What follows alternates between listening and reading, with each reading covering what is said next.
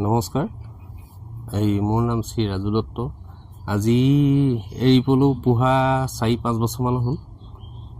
এইবিলাক কৰিয়ে ঘৰৰ জীৱিকাবিলাক চলাই মেলি আছোঁ। তাতে চৰকাৰৰ ফালৰ পৰাতো কোনো একো সুবিধা পোৱা নাই, তেওঁ নিজৰ হেৰিয়াৰ ফালৰ পৰাই কৰি আছোঁ। যদি চৰকাৰে এইটো এটা কিবা যদি ডাঙৰ ঘৰ দিয়ে বা আহল বহল কৰি পেলাই আমি আৰু ডাঙৰ কৰিব পাৰিম।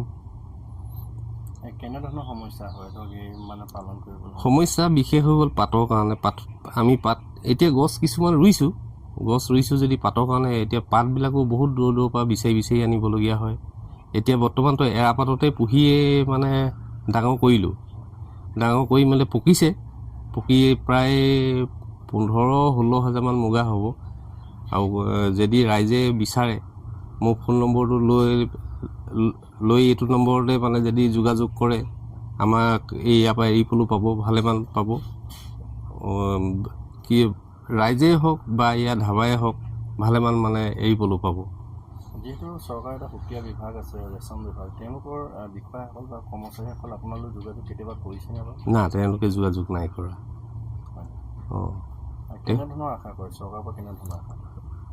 চৰকাৰৰ ফালৰ পৰা এইটোৱে কৰিব বিচাৰোঁ যে চৰকাৰৰ ফালৰ পৰা এটা যদি ডাঙৰ ঘৰ এটা বনাবলৈ সুবিধা দিয়ে, তেতিয়া ব্যৱসায়টো আৰু ডাঙৰ হ'ব, আৰু ডাঙৰ কৰিব পাৰিম।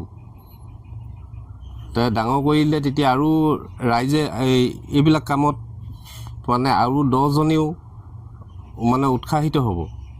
আৰু তাতে মানুহগৰাকী তাঁতশালো বয়। তাঁতশাল বৈ পেলাই যদি ইয়াৰ পৰাও সূতা কপা কাটিব পৰা সুবিধা যদি হ'লহেঁতেন, আমাৰ গাঁৱত এইবিলাক ধৰ এৰী চাদৰ এইবিলাক বব পাৰিলেহেঁতেন। চৰকাৰক এটা মানে কি আহ্বান জনাব বিচাৰিব ধৰক আপুনি?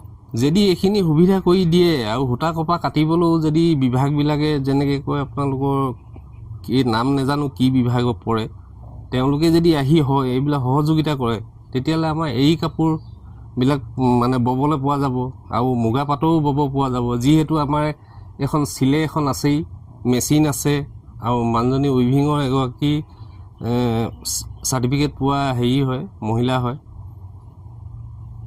তেওঁলোকক যদি আনি পেলাই এইবিলাক সুবিধা দিয়ে, তেওঁলোকেতো আৰু উন্নতি পথলৈ আগবাঢ়ি যাব। মুখ্যমন্ত্ৰীলৈ কিবা আহ্বান জনাব বিচাৰিব?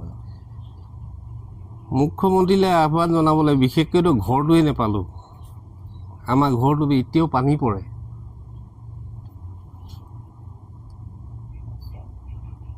এতিয়া এবাৰ যিহেতু নতুন চৰকাৰ আছে, চৰকাৰে বহুতখিনি সুবিধা প্ৰদান কৰিব বুলি তেওঁ কৈছে। আপোনাৰ যদি ব্যৱসায় ক্ষেত্ৰতো সুবিধা প্ৰদান কৰে, আশা কৰেনে? সুবিধাটো আগবঢ়াই দিলেতো ভালেই পাওঁ, কিন্তু চৰকাৰে এতিয়া দিয়ে নিদিয়ে। এতিয়া দিয়াৰ ওপৰত তেওঁৰ কথা। আমিতো এতিয়ালৈকে বৰ্তমান পোৱাই নাই। আজি অত বছৰ হ'ল যি মতে আছোঁ সেইমতেই মানে কৰি আছোঁ। কওকচোন আপোনাৰ নামটো? হয়, মোৰ নাম শ্ৰীমতী পল্লৱী দুৱৰা দত্ত, বকুল মাছগাঁও। আপুনি কিমান দিনৰ পৰা এই পলু মানে পালন কৰি আহিছে? আজি 4-5 বছৰৰ পৰা মই এইটো ব্যৱসায় হিচাপতে লৈছোঁ, কৰি আছোঁ।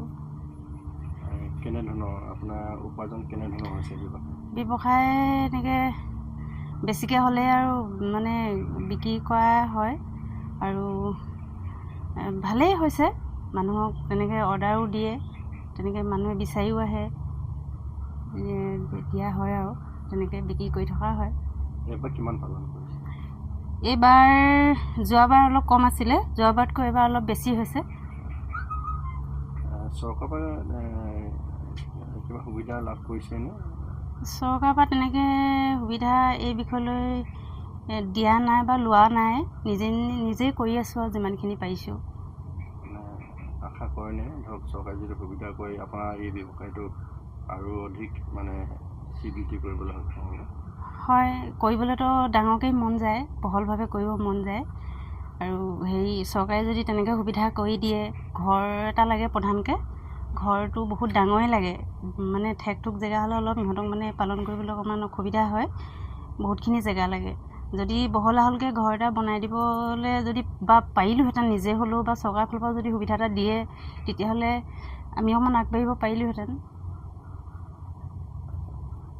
আপোনাক এতিয়া ধৰক এই ফুলো মানে সংগ্ৰহ কৰিবৰ কাৰণে গ্ৰাহক কেনেধৰণে আপোনাক যোগাযোগ কৰিব পাৰিব?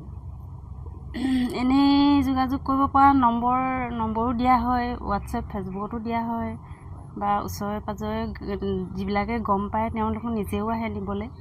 আপোনাৰ নাম্বাৰটো কৈ দিয়কচোন আকৌ। হয়, 8822009831।